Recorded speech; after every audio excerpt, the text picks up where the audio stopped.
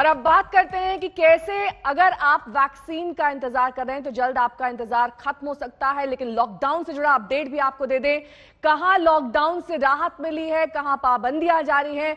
शुरुआत करते हैं राजधानी दिल्ली से। जी हां, दिल्ली में आज से अनलॉक की प्रक्रिया शुरू हो चुकी है। पहले चरण में सख्त शर्तों के साथ फैक्ट्रियां खुल चुकी हैं, निर्माण कार्य भी शुरू हो रहे हैं, लेकिन बाकी लॉकडाउन अब भी वैसे ही जारी रहेगा जैसे शुरुआत में था।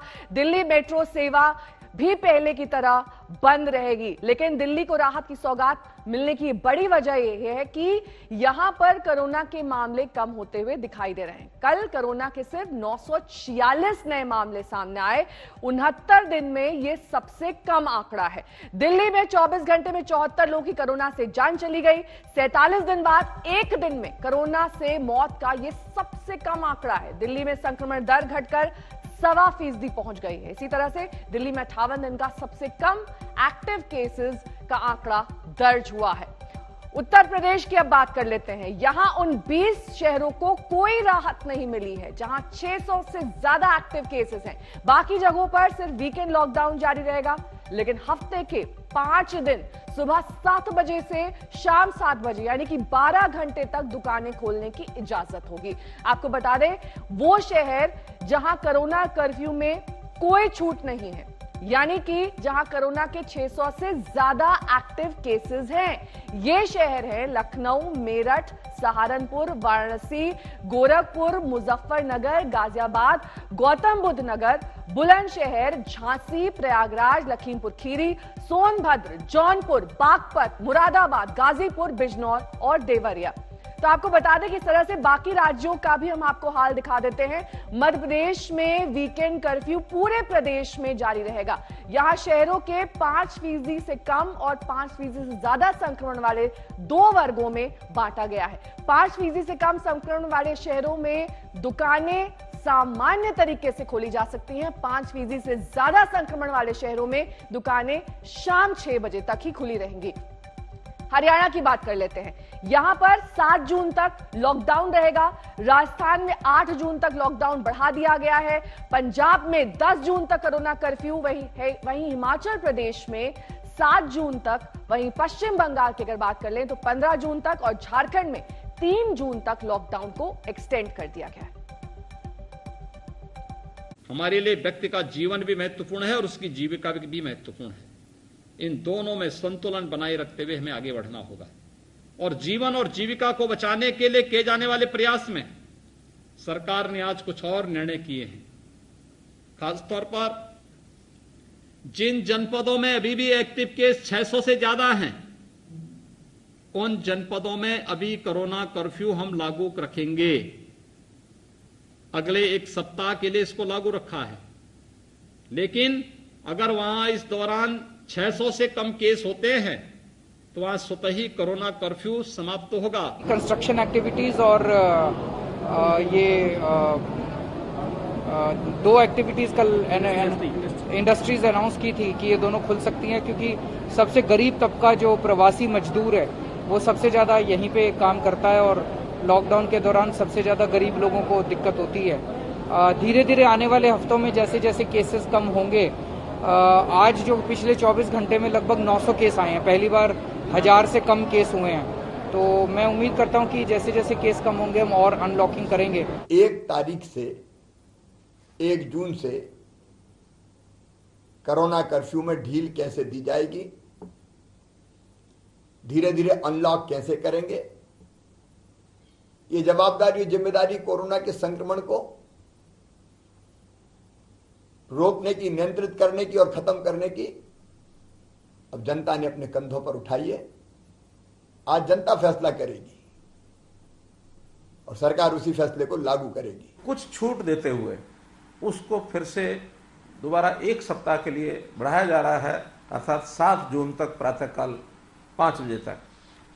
महामारी अलर्ट सुरक्षित हरियाणा, तो इसमें सबसे पहले जो दुकानें खुलने का समय है उसको जो पहले 7 बजे से 12 बजे तक था, कुछ रिप्रेजेंटेशन हमको मार्केट्स के मिले, इन्होंने कहा कि सवेरे चाहे थोड़ा लेट कर दें लेकिन दोपहर तक या दोपहर बाद थोड़ा समय तक और खोला जाए, तो इसका समय बदल करके 9 बजे से और 3 बजे तक ये किया जाएगा।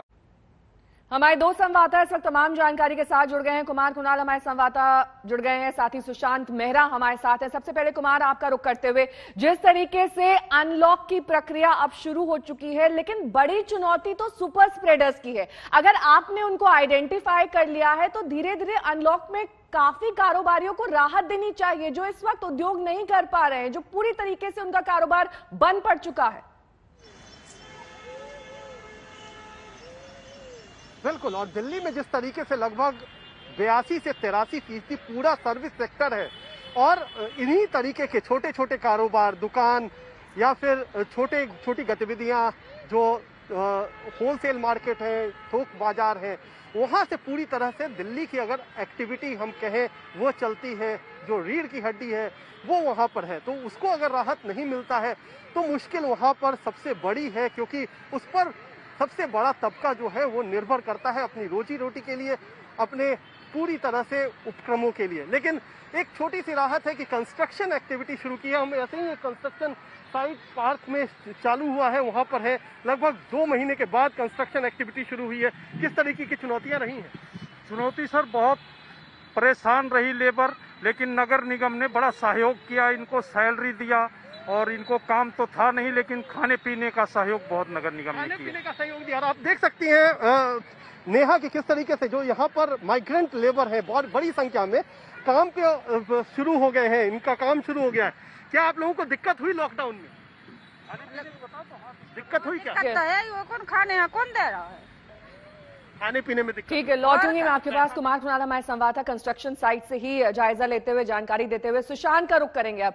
सुशांत, जिस तरीके से हमने पहले दौर में देखा था 2020 में कि अनलॉक की प्रक्रिया धीरे धीरे की गई थी, कई सारी बातों को ध्यान में रखा गया था, लेकिन इस बार स्थिति थोड़ी सी अलग है, क्योंकि इस बार संक्रमण की दर बहुत ज्यादा थी, जो केसेस कम होने की संख्या है वो भी धीरे धीरे हो रही है। ऐसे में चुनौतियां 2020 से अलग है।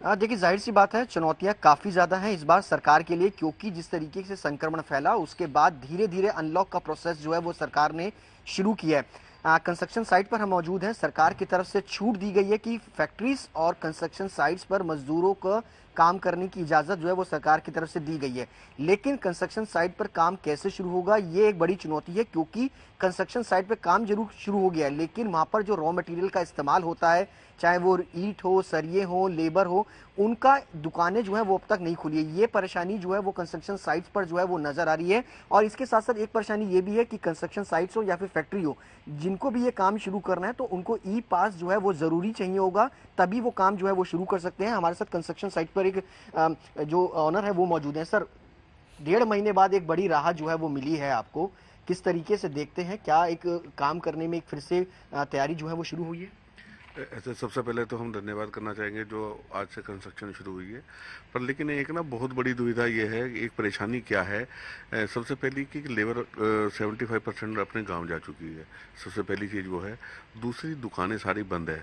दुकानें बंद होने की वजह से बहुत दिक्कत का सामना करना पड़ रहा है। जब सामान ही नहीं होगा तो ये लेबर भी क्या करेगी? लेबर आके बैठी तो है, लेकिन छुटपुट काम देख रही है। बेसिकली जो तरीके से जो काम शुरू होना चाहिए वो तो, जैसे दुकानें जब तक नहीं खुलेंगी ना, काम ढंग से चालू नहीं हो पाएगा। हमारे साथ नेहा कई सारे ठेकेदार भी हैं। लौटूंगी मैं आपके पास, नजर बनाए रखिए। सुशांत और कुमार कुणाल हमें जानकारी देते किस तरीके से अनलॉक की प्रक्रिया अब शुरू हो चुकी है आज से। लेकिन महाराष्ट्र की भी चर्चा कर लेते हैं, क्योंकि यहां पर भी कोविड के मामले घटे हैं, लेकिन यहां कोई राहत फिलहाल नहीं दी गई है। महाराष्ट्र 15 जून तक लॉकडाउन बढ़ा दिया गया है। हालांकि जिन शहरों में संक्रमण दर 10% या इससे कम है, वहां कुछ राहत देने की तैयारी की जा रही है। महाराष्ट्र में 15 जून तक लॉकडाउन रहने वाला है। अगर अनलॉक करना भी है तो वो लोकल बॉडीज पर जिम्मेदारी दी गई है कि जिस डिस्ट्रिक्ट में कोविड पॉजिटिविटी रेट 10% से कम है, वहां पर local bodies non essential shops खोल सकती हैं। लेकिन असेंशियल और नॉन असेंशियल सर्विसेज खुलती भी है तो सुबह 7 से दोपहर के 2 बजे तक रहेंगे, और नॉन असेंशियल शॉप्स को वीकेंड्स पर खुला रखना मना है। मॉल्स और शॉपिंग सेंटर्स पर भी जो लोकल बॉडीज हैं उन्हीं को डिसीजन लेना होगा, और ये सारी चीजें जो है कुल मिलाकर ये तब देखी जाएगी जब कोविड पॉजिटिविटी रेट उन डिस्ट्रिक्ट्स में कम है, तब ये सारी एसेंशियल सर्विसेज और नॉन एसेंशियल सर्विसेज की शॉप्स खुल सकती है। ये भी पॉसिबल है कि जो ई कॉमर्स की नॉन एसेंशियल सर्विसेज की डिलीवरी बंद थी वो कुछ डिस्ट्रिक्ट्स में खोली जा सकती है। महाराष्ट्र सरकार ने ये साफ कर दिया है कि पूरी तरह से अनलॉक नहीं होने वाला है, फेज वाइज में होगा, लेकिन केसेस अगर डिस्ट्रिक्ट्स में अनलॉक के बाद बढ़ते हैं तो फिर से लॉकडाउन की स्थिति बन सकती है। कैमरा पर्सन मंगेश आंबरे के साथ मुस्तफा शेख, मुंबई, आज तक। तो कोरोना के घटते मामलों के बीच जहां कई राज्यों में पाबंदियों में राहत की प्रक्रिया शुरू हो चुकी है, वहीं आज सुप्रीम कोर्ट में सीबीएसई की 12वीं बोर्ड परीक्षा को लेकर अर्जी पर सुनवाई होनी है। याचिका में सर्वोच्च अदालत से मांग की गई थी कि वो केंद्र सरकार सीबीएसई और सीआईएससीई को कोरोना के मद्देनजर 12वीं की परीक्षा रद्द करने का निर्देश दे दे। याचिका में कहा गया कि तय समय सीमा में ऑब्जेक्टिव मेथोडोलॉजी के बेसिस पर रिजल्ट घोषित किए जाएं। सुनवाई में सीबीएसई, आईसीएसई समेत सभी पक्षकारों को उपस्थित रहने के लिए कहा गया है।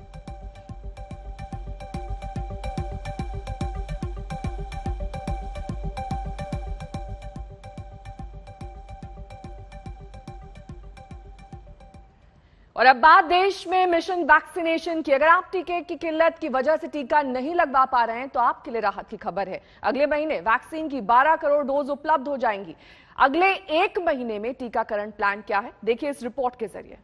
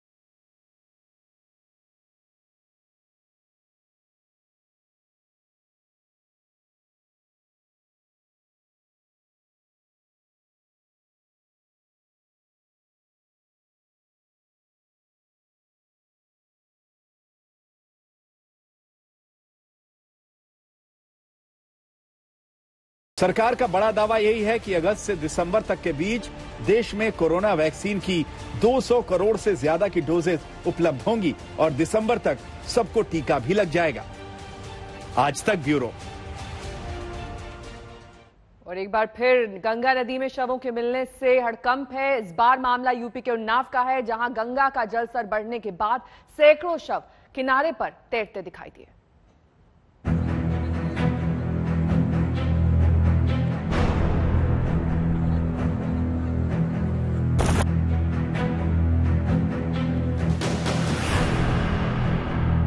गंगा नदी में उफान यूं तो गंगा किनारे के लोगों को हमेशा परेशानी में डालता है, लेकिन ये तस्वीर एक अलग तरह की परेशानी पैदा कर रही है। ये उन्नाव का बक्सर गंगा घाट है, जहां गंगा नदी में अचानक ढेरों शव तैरते दिखे, जिससे इलाके में हड़कंप जैसी स्थिति हो गई। हम मौजूद हैं उन्नाव के बक्सर घाट में, जहां पर कुछ दिनों पहले तस्वीरें दिखाई दी थी कि गंगा के घाट के आसपास बड़ी संख्या में शवों को दफन किया गया था। लेकिन गंगा में पानी का स्तर बढ़ने के बाद अब ऐसी तस्वीरें सामने आ रही हैं जहां आप देख सकते हैं कि जो शव हैं वो जो दबे हुए थे रेत के नीचे वो निकल के बाहर आ रहे हैं और वो गंगा में बहते हमें दिखाई दे रहे हैं। पिछले 2 दिनों में उन्नाव में गंगा के जलस्तर में 40 से 45 सेंटीमीटर का इजाफा हुआ है। इससे नदी के किनारे का कटाव हुआ है और माना जा रहा है कि कटान की वजह से ही मिट्टी में दबे शव नदी में तैरने लगे।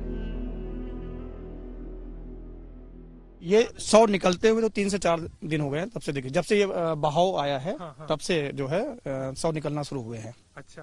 पहले तो अधिकतर मात्रा में जो है शव जो है ऊपर ही थे, लेकिन बहाव के साथ जब बीच में जो है कटान पड़ी, रेती पड़ी, तो शव उभर करके आना शुरू हुए हैं। पिछले 3 से 4 दिन लगातार ये सिलसिला चल रहा है। जो शव हैं जो कटान के कारण ऊपर आना शुरू हुए हैं, जैसे कि आप पीछे का दृश्य देख सकते हैं। देखिए यहाँ पर भी शव गाड़े गए थे, अगर ये कटान हो जाएगा तो ये शव अपने आप उभर के ऊपर आ जाएंगे, आप देख सकते हैं। नदी किनारे दाह संस्कार के लिए आने वाले स्थानीय लोगों का यहाँ तक दावा है कि गंगा नदी में 100 से ज्यादा शव तैरते देखे गए हैं। 1-2 दिनों से कल का अनुमान यहाँ पर स्थानीय जो लोग हैं, हम तो मिट्टी के साथ आए थे, वो लोग बता रहे हैं कि कल की डेट में यहाँ पर कम से कम 150 और 140 के बीच शव उतराते हुए देखे गए थे। हर घंटे में? जी, हर घंटे में 4-5 शव उतराते देखे गए थे।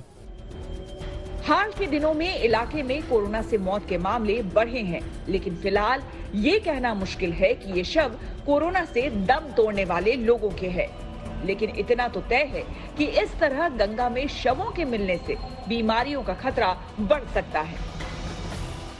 मैं 2-2.5 घंटे से यहाँ हूँ, 6-7 लाशें यहाँ उतरा के जा रही, उस पे कौवा बराबर बैठ के घूम रहे हैं।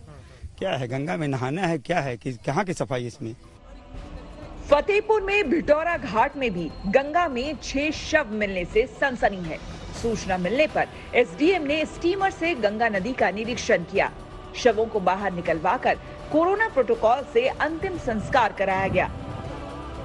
फतेहपुर से नितेश श्रीवास्तव के साथ अभिषेक मिश्रा, उन्नाव आज तक।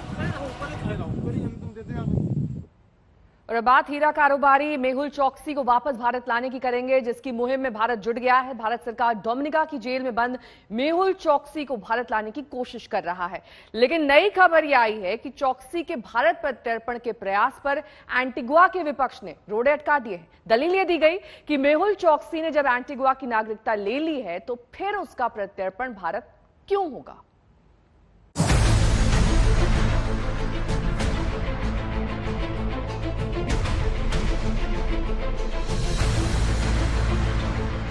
भारत में चकाचौंध और किलेनुमा मकान में ऐशो आराम की जिंदगी जीने वाले मेहुल चौकसी की हालत बहुत बुरी दिखाई दे रही। तस्वीरों में मेहुल के हाथ पर चोट के निशान दिखाई दे रहे हैं। उसकी एक आंख भी सूजी हुई और लाल दिखी।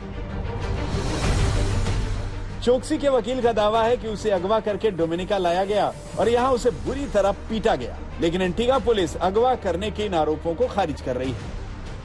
No information or any indication from Antigua that he was forcefully removed. The only assertion we are hearing is what was said by the attorney, and Dominica police officers are not confirming that story from the attorney. So we have no information, we have no evidence that he was forcefully removed from Antigua.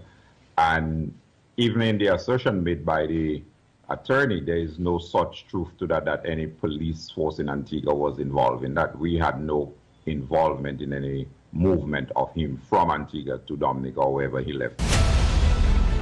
Delhi से लेकर Qatar, Spain और Dominica तक हलचलों का दौर तेज हो चुका है।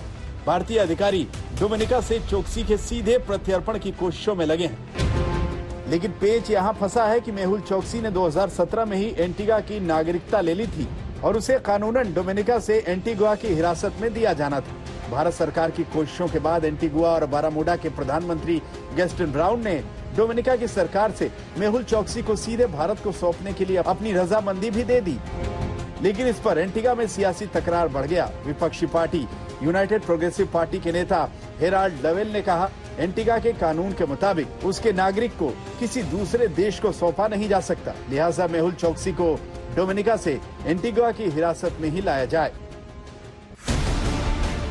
दरअसल मेहुल चोकसी ने एंटीगुआ की नागरिकता पैसे से खरीदी है, लिहाजा वहां इस बात पर चिंता जताई जा रही है कि पैसे देकर नागरिकता लेने वालों का बचाव नहीं किया गया तो इसका बुरा असर पड़ेगा। जिन लोगों ने इन्वेस्टमेंट प्रोग्राम के जरिए एंटीगुआ की नागरिकता ली है वो खुद को असुरक्षित महसूस करने लगेंगे। लेकिन भारतीय अधिकारी इस कोशिश में है कि भगोड़े को सीधे भारत लाया जाए। एंटीगुआ सरकार भी इन कोशिशों को समर्थन भी दे रही है, लेकिन विपक्ष ने अब सवाल उठा दिया। बहरहाल अब इस मामले में 2 जून को डोमिनिका कोर्ट में सुनवाई होगी। उसी के बाद ये साफ हो जाएगा कि मेहुल चोकसी क्या वापस भारत आकर अपने गुनाहों की सजा भुगतेगा या एक बार फिर हाथ से निकल जाएगा। गीता मोहन और मुनीश पांडे के साथ आज तक ब्यूरो। कोरोना की मार के बीच कहीं से भी राहत नहीं है। पेट्रोल अपनी कीमतों में सेंचुरी लगा चुका है। खाने का तेल भी सबका बजट बिगाड़ रहा है। कई शहरों में पेट्रोल की कीमतें 100 रुपए के पार पहुंच गई हैं। सरसों का तेल 175 से 200 रुपए प्रति लीटर मिल रहा है। कोरोना ने लोगों के कामकाज को पहले से ही चौपट कर दिया है। अब महंगाई सबके सिर पर मंडरा रही है। गजब टाइम चल रहा है। लॉकडाउन की मार, मंदा कारोबार, बेरोजगारी भारी, खाली जेब और महंगाई की तो पूछिए ही मत। पेट्रोल 100 रुपए को छू गया। खाने का सरसों तेल 200 के पार पहुंच गया। आम आदमी महंगाई के बोझ तले बुरी तरह दबा जा रहा है। आर्थिक दबाव से कमर टूट चुकी है। पेट्रोल पंप का घूमता मीटर 100 रुपए प्रति लीटर के आंकड़े के आसपास है। लोगों की बेबस नजर मीटर निहारती रहती है। पेट्रोल राजस्थान के श्रीगंगानगर में 105 रुपए प्रति लीटर मिल रहा है। मुंबई में 100 रुपए 23 पैसे, जयपुर में 100 रुपए 44 पैसे, भोपाल में 102 रुपए 4 पैसे, चेन्नई में 95 रुपए 51 पैसे, दिल्ली में 93 रुपए 94 पैसे, कोलकाता में 93 रुपए 97 पैसे, लखनऊ में 91 रुपए 41 पैसे, पटना में 96 रुपए 10 पैसे पर पहुंच गया है।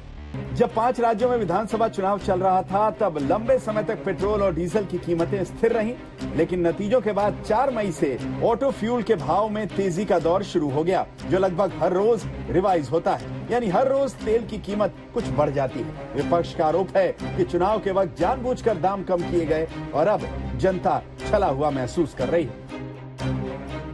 इसी तरह रेट बढ़ता रहेगा, थोड़ा रेट पे ध्यान देना चाहिए गवर्नमेंट को कि भाई नॉर्मल पब्लिक को दिक्कत ना हो। सरकार की व्यवस्था बिल्कुल ठप पड़ी हुई है, ना तो केंद्र सरकार देख रही ना प्रदेश सरकार देख रही है। हैरत ये है कि कोई बोलने और सुनने वाला नहीं। जनता पर बढ़ते बोझ पर सरकार में बैठे लोग बिल्कुल खामोशी की चादर ताने हुए हैं। पेट्रोलियम मंत्री धर्मेंद्र प्रधान चुप, वित्त मंत्री निर्मला सीतारमण खामोश। ये चुप्पी अखर रही है। विपक्ष सवाल उठा रहा है, प्रधानमंत्री अब तेल की बढ़ी हुई कीमतों पर कुछ क्यों नहीं बोलते?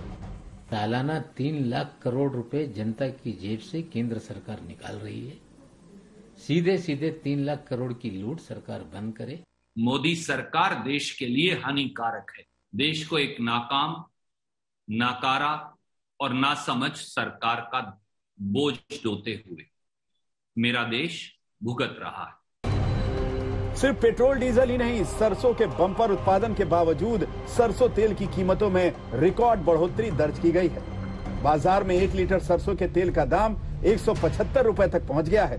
वहीं शुद्ध कच्ची घानी सरसों का तेल तो 200 रुपए लीटर बिक रहा है। सरकारी रिकॉर्ड के मुताबिक अप्रैल 2020 में 1 लीटर सरसों के तेल की औसत कीमत 117 रुपए 95 पैसे थी।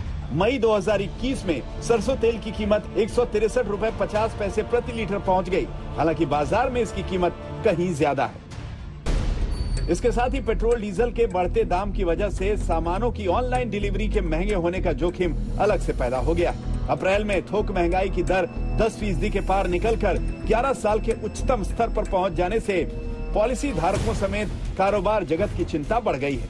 रिटेल महंगाई दर को लेकर एक दिलचस्प खुलासा एसबीआई की रिपोर्ट में हुआ है। अप्रैल के आंकड़ों में आई कमी पर एसबीआई के एक्सपर्ट्स का मानना है कि अप्रैल में खुदरा महंगाई दर मार्च से 5.52% से घटकर 4.29% पर आना दुविधा बढ़ाने वाला है। महंगाई दर में कमी की वजह खाने पीने के सामानों की कीमतों में आई गिरावट है, जबकि इसी दौरान ग्रामीण क्षेत्र संबंधी मूल महंगाई दर बढ़कर 6.4% पहुंच गई। वहीं पेट्रोल डीजल और स्वास्थ्य के मामले में महंगाई दर में सबसे तेज इजाफा हुआ। जानकारों का मानना है कि महंगाई दर का मंदी के मौजूदा माहौल में इस तरह से बढ़ना देश की अर्थव्यवस्था और जनता के लिए डबल अटैक जैसा है। एसबीआई की रिपोर्ट के मुताबिक महंगाई को कंट्रोल करने के लिए सरकार को पेट्रोल डीजल पर टैक्स को वाजिब बनाकर इसके दाम में कटौती करनी होगी। अगर इन कीमतों को कंट्रोल किया जाए तभी महंगाई दर में कमी आ सकती है, क्योंकि महंगाई के मोर्चे पर हालात नहीं बदले तो आर्थिक विकास दर के लिए एक बड़ा झटका साबित होगा। भोपाल से रवीश पाल सिंह, कोलकाता से अनुपम मिश्रा, जयपुर से शरद कुमार के साथ सौरभ वक्तानिया, मुंबई आज तक। 56 साल के बोरिस जॉनसन ने अपनी महिला मित्र कैरी साइमन से शादी कर ली है। बोरिस जॉनसन और कैरी की सगाई 2 साल पहले हुई थी, लेकिन ये कहा जा रहा था कि शादी 2022 में होगी। अचानक शादी की खबर ने उनके फैंस को चौंका दिया। Hi, Boris.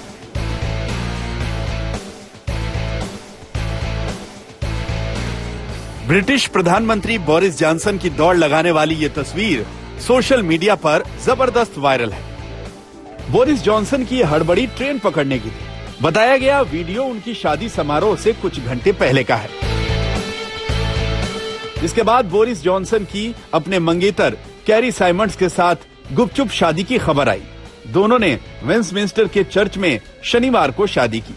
गोपनीयता का अंदाजा इसी से लगाइए कि जॉनसन के 10 डाउनिंग स्ट्रीट कार्यालय के वरिष्ठ कर्मचारियों को भी शादी की योजना के संबंध में कोई जानकारी नहीं थी। इस मौके पर उनके परिजन और करीबी दोस्त मौजूद रहे। लॉकडाउन के नियमों के मुताबिक 30 से ज्यादा लोग शादी समारोह में शरीक नहीं हो सकते। बोरिस जॉनसन की उम्र 56 साल है, जबकि उनकी दुल्हन कैरी साइमंड्स उनसे 23 साल छोटी हैं। साल 2019 में मीडिया में बोरिस जॉनसन और कैरी के रिश्तों की बात सामने आई थी। फरवरी 2020 में उन्होंने सगाई की बात बताई, लेकिन कोरोना वायरस के संक्रमण और लॉकडाउन की वजह से शादी टलती रही। ये साइमंड्स का पहला जबकि प्रधानमंत्री बोरिस जॉनसन का तीसरा विवाह है। आज तक ब्यूरो।